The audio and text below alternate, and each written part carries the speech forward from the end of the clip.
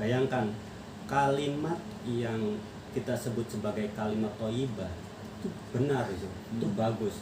Tapi kalau misalnya diucapkan di tempat-tempat yang ini, misalnya mohon maaf toilet, tapi itu benar. Iya.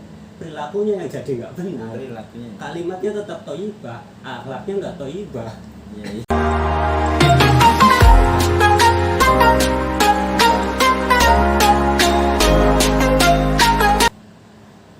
Assalamualaikum warahmatullahi wabarakatuh. Waalaikumsalam warahmatullahi wabarakatuh.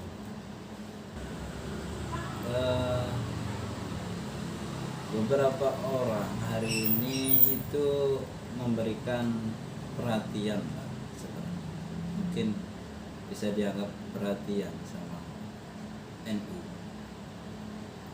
karena NU hari ini sedang mempersiapkan untuk muktamarnya yang akan segera dilaksanakan di Lampung pada bulan Desember mendatang. Momen ini saya pikir momen buat para pengejar konten itu bisa dianggap momen yang cukup menarik gitu. Satu sisi orang kan banyak membahas nih NU itu ke depan mau seperti apa, ketuanya kira-kira siapa yang akan dipilih. Nah, ini kan satu sisi secara akademik, secara ilmiah itu menarik buat media untuk dibahas, karena di situ ada pertarungan yang cukup menarik, karena memang organisasi yang sudah sangat besar untuk di Indonesia ini.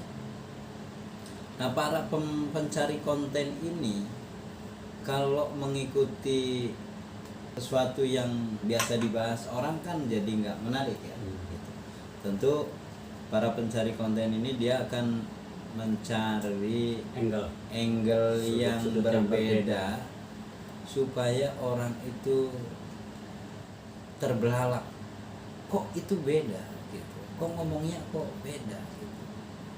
Nggak peduli orang suka nggak suka, yang penting dia bakal nonton, setidaknya videonya tuh ditonton banyak orang gitu. Itu kan dinilai gitu. Di dalam YouTube itu ada penilaiannya, ada pundi-pundinya, apalagi kalau sudah monet. Ada orang juga salah satu dosen di perguruan tinggi terbesar di Ciputat UNJ. itu melakukan UNJ. Oh bukan, Yang terbesar UNJ.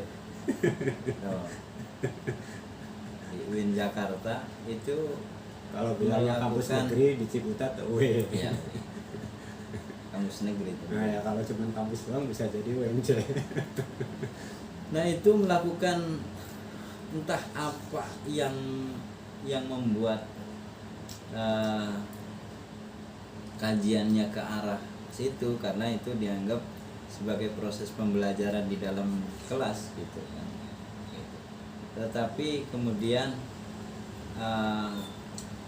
karena videonya itu viral gitu dan mengandung unsur-unsur yang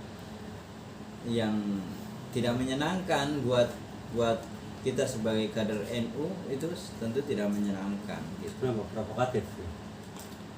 Iya, saya lihat menganggap penganut aliran Asy'ariyah itu terbelakang, bodoh, dan dicontohannya ke NU gitu kan. Kemudian sayangnya lagi itu disandingkan dengan organisasi yang lain. Ini kan jadi, mohon maaf, di kelasnya itu tidak sama dengan Pak dosen tentunya gitu ya. Tapi itu sudah selesai, minta maaf, akhirnya sang dosen sudah minta maaf, dan di pemberitaan sudah disampaikan oleh Kiai Imdadur Rahmat bahwa PBNU secara organisasi memaafkan, bahkan jangankan sebuah opini akademik gitu kan, orang yang membuli aja benar-benar head speech lah ya, apa head speech gitu. Oh, Jadi head speech. jadi melakukan ujaran-ujaran kebencian itu saja dimaafkan. Nah, ada lagi entah juga ini satu orang ini, menurut saya kontennya memang apa ya, beda dengan yang lain gitu, cukup berani gitu kan, membuat kita itu jadi kenal semua hari ini. Mungkin warga NU sudah kenal semua nih yang pegang handphone, yang suka pegang YouTube, suka nonton YouTube, kenal semua, namanya Faisal Assegaf itu kenal semua. Jadi karena apa? Karena kontennya tuh berbeda. Itu ada kepentingan di Jadi dalam. kita nggak membahas konfliknya ya. Nggak membahas konfliknya. Kita lihat bahwa ketika membuat konten itu untuk kepentingan nyari pasar gitu, dari sudut yang lain. gitu ya. Walaupun ada sedikit gitu kan, ya itu wajar kan, kita yang membahas sekarang, kita ini kader NU.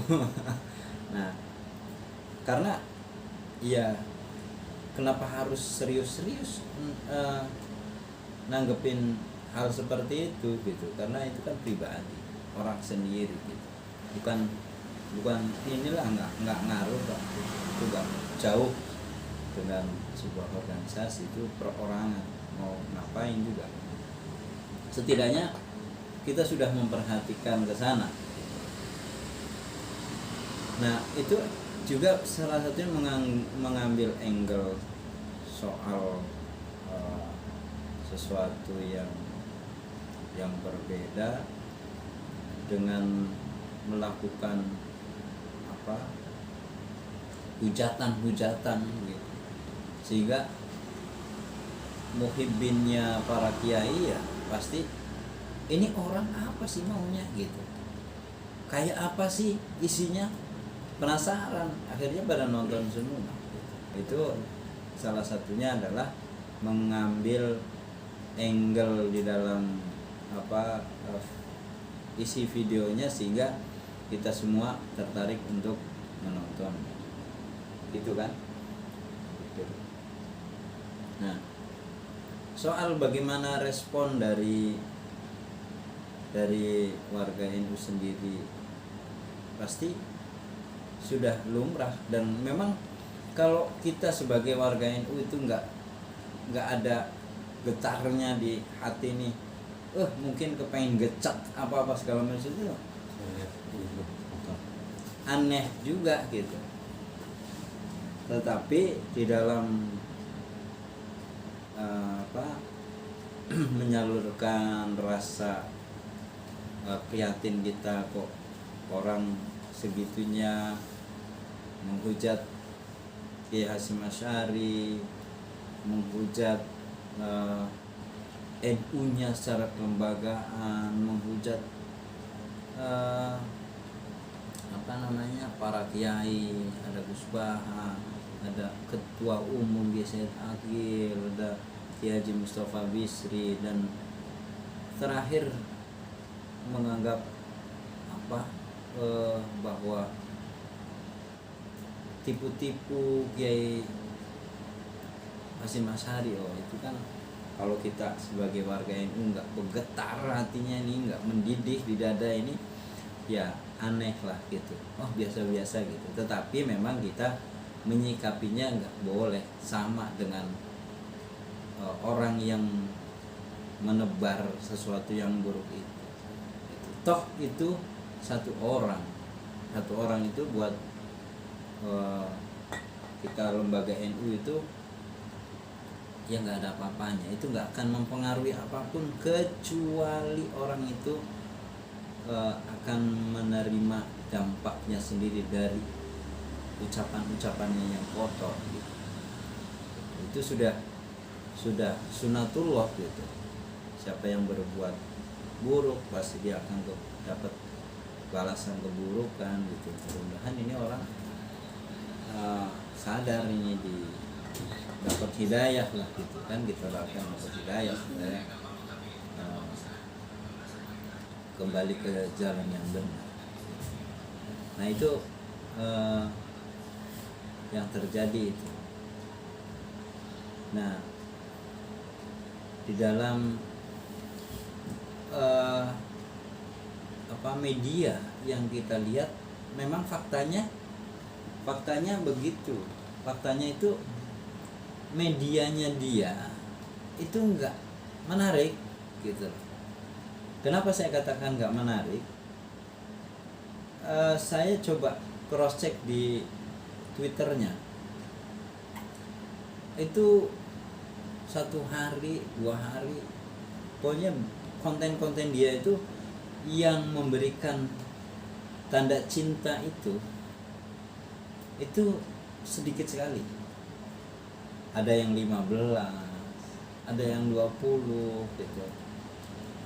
Dengan nama besarnya mungkin dia sudah menganggap dia sebagai orang besar karena pernah mempelopori gerakan 212 gitu kan, katanya seperti itu. Kemudian juga mengangkat diri sebagai aktivis 98, Ketua Progres 98. Ketua Progres 98 itu kan membuat nama besar, tetapi ternyata di konten-konten itu yang mahabbah itu yang memberikan tanda cinta itu sedikit sekali. Makanya dia mungkin pusing juga kan dengan segini perjuangannya kok yang like cuman segitu gitu loh. Kita bisa kebayang itu nggak dapat apresiasi itu ya pusing juga mungkin gitu, sehingga dia berpikir keras untuk membuat satu konten yang berbeda, sehingga setidaknya media yang memberikan banyak tanggapan, mau jelek atau mau baik gitu, itu akan lebih dikenal oleh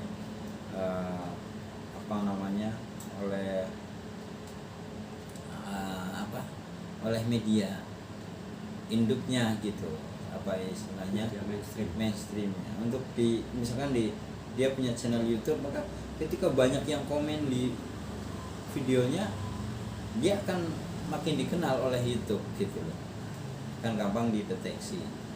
Begitu juga di Twitter gitu, ketika banyak like atau mungkin banyak komen Twitter tentu nggak ngeliat ini komennya baik atau buruk, enggak gitu, tapi banyak tanggapan itu, sehingga di Twitter juga akan lebih mudah dikenal oleh Twitternya sendiri gitu.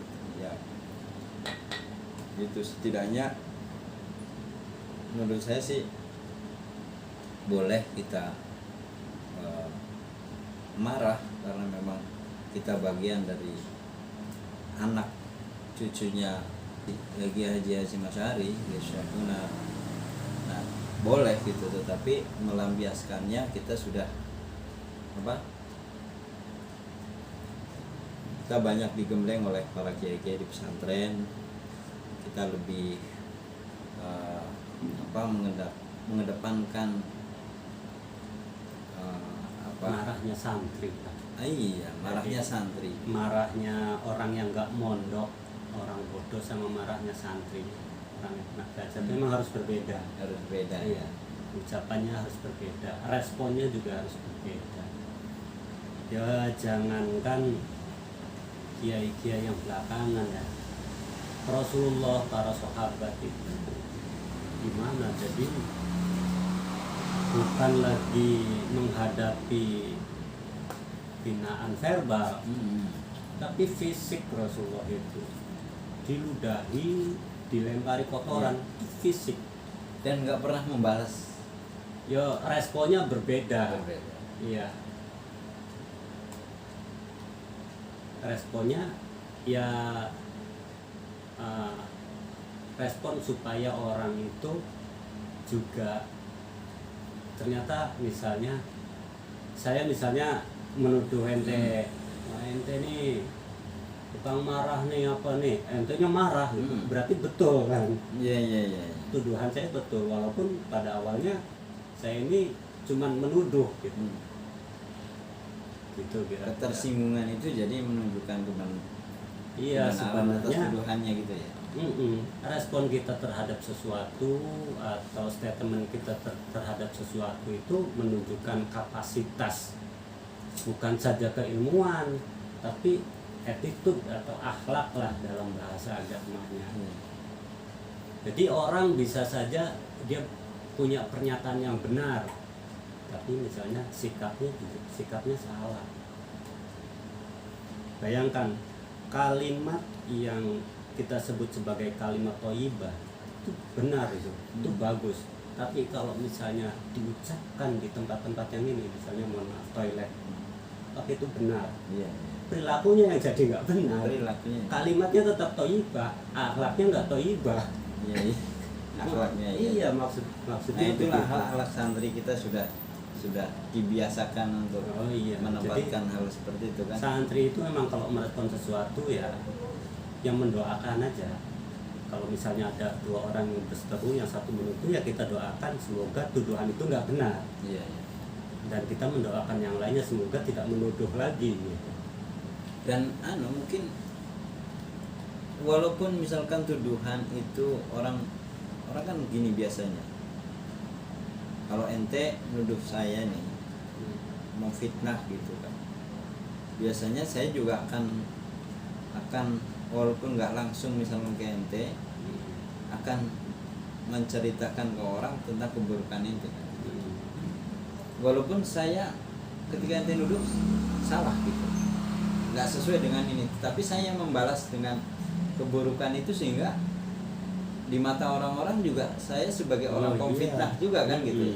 Jadi feedbacknya sama dengan orang. Nah makanya kita cari jawaban yang memang diajarkan oleh Rasulullah tentunya kan gitu. Setidaknya beginilah para guru-guru kita itu kan juga mereka berjuang itu penuh dengan hal-hal seperti itu kan. Jadi ibaratnya gini, kalau misalnya saya ngomong ke Mas Mukhlis ini jancuk, Mas Mukhlisnya jancuk lagi ke saya, sama-sama jancuk kita ini. Jadi sama-sama jancuk. Iya, dalam hadis itu ada al-qatil wal maqtul kilahuma finnar. Pembunuh dan yang dibunuh itu sama-sama masuk neraka. Artinya sama-sama buruk. Kenapa? Al-maqtul ini, yang terbunuh ini, itu kalau misalnya dia sebelum terbunuh dia ada niatan membunuh juga, berputar. Jadi sifatnya sirkuler gitu. Iya. Cuman dia kebagian jatah yang terbunuh. Iya, takdir begitu. Nah, dalam konteks misalnya ada orang yang kalau kata Gus Bah itu cangkem elek. Kalau kita balas cangkem elek dengan cangkem elek, ya kita cangkem elek, kita satu mazhab gitu. Satu mazhab jadinya.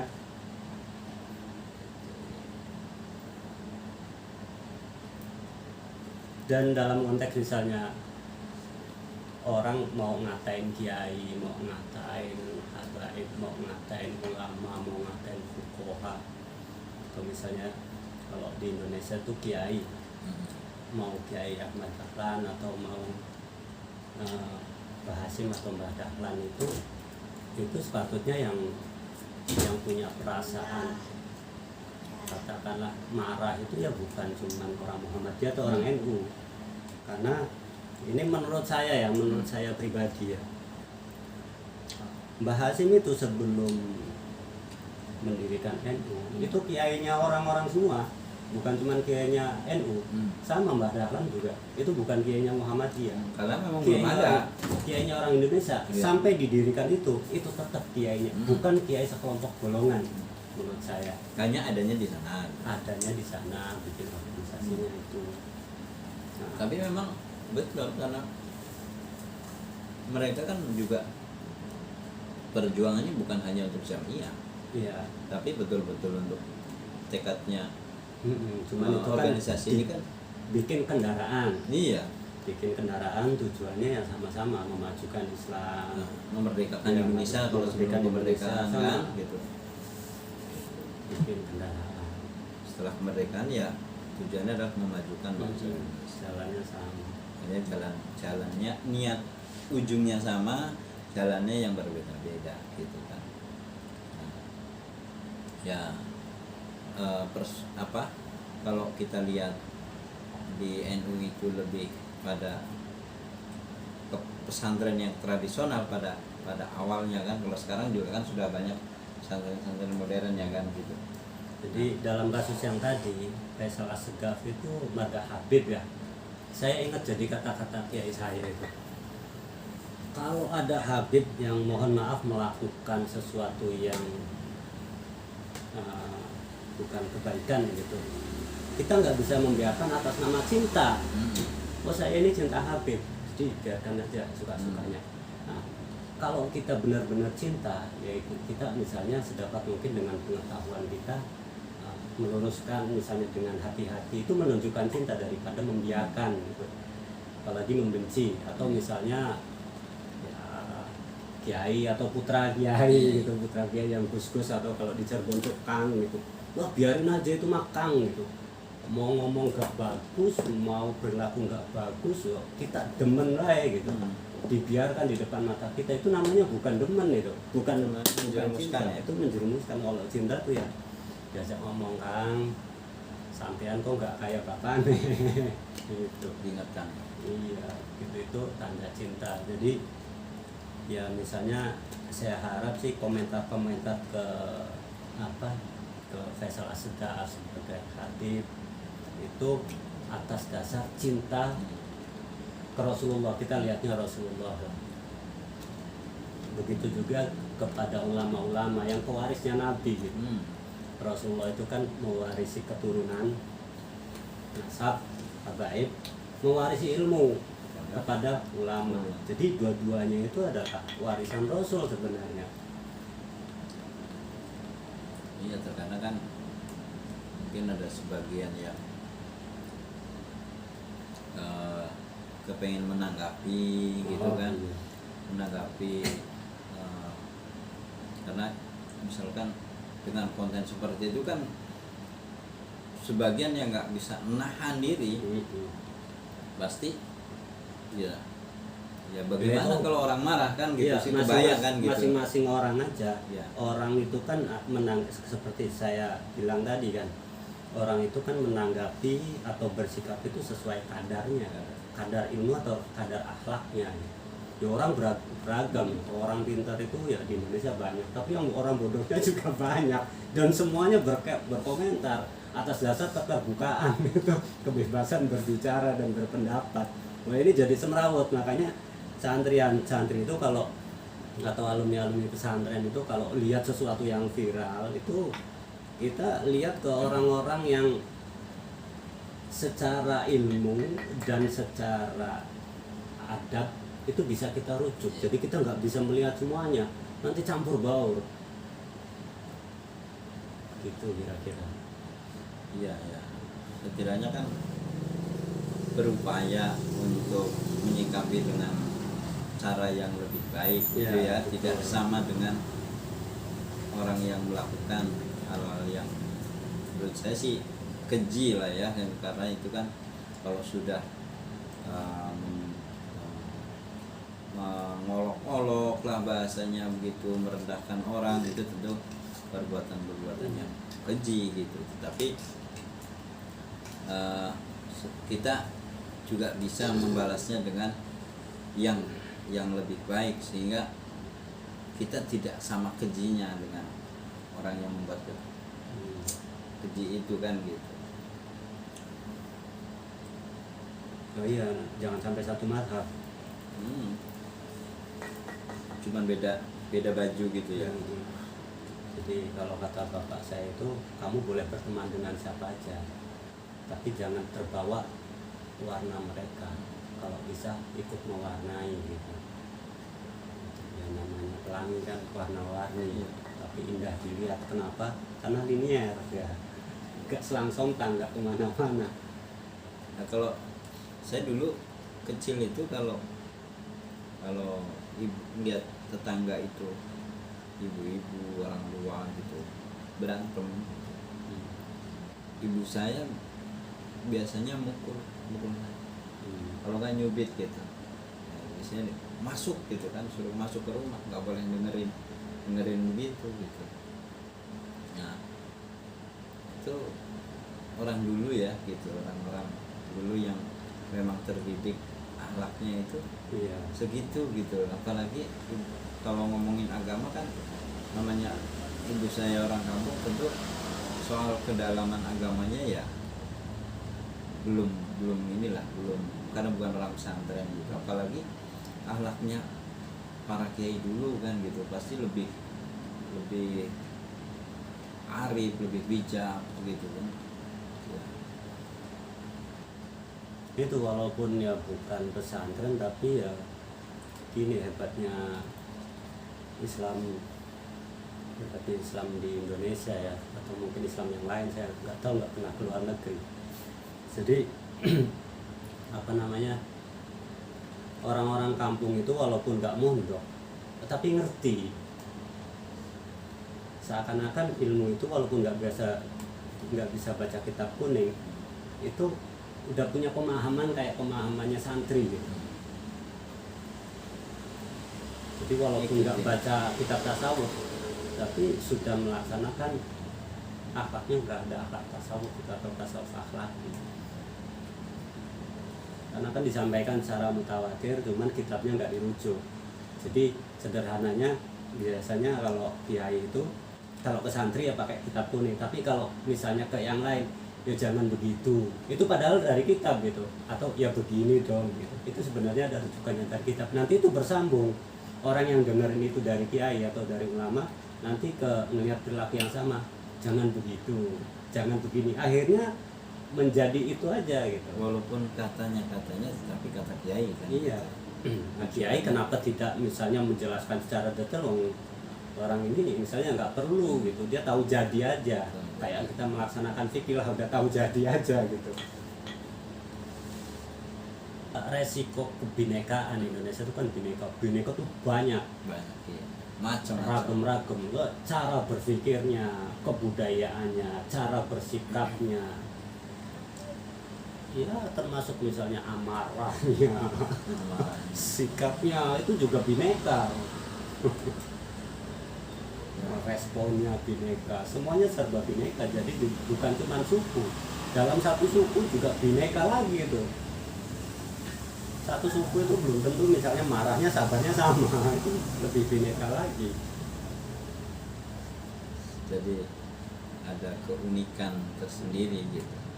Apa sih kalau ada diferensiasinya gitu. Ada diferensiasi. Itu yang membuat sesuatu itu ya marah. Iya. Orang marahnya juger. Biasalah di Indonesia ini biasa, apalagi orang-orang yang pernah mondok gitu-gitu tuh biasa. Yang penting tuh nggak bulat aja. Anggap aja gojlok kan. Nggak perang, gojlok ya. Kok santri digojlok itu tahu sendiri sama senior itu. Itu kayak gitu biasa. Gitu. Kalau nggak kuat ya nangis. Cuman ya karena beragam orang, ada yang terlampau serius itu, ada yang terlampau santai, ada yang diem-diem tapi mendoakan, ya macam-macam. Ada yang mendoakan jelek ya atau baik, itu ya itulah ya. Nggak usah ikut gitu. Nggak usah. Ya bebas aja, gini-gini bebas dia begitu. Kita nggak bisa apa namanya mengajak orang tuh supaya cara berpikir dan sikapnya kayak kita. Itu biasanya saya melihatnya perbandingan aja, bahwa yang tadi konteks yang kita bicarakan itu merespon sikap satu orang yang tentu kalau dibandingkan dengan pohon Nahdlatul Ulama itu mungkin ibarat selembar daun gitu. Jadi kalau kita itu daun busuk ya nggak kelihatan lah gitu. yo jare apa jenenge dunia, nggak rame ki nggak dunia. Jadi yang bikin rame. Bikin rame.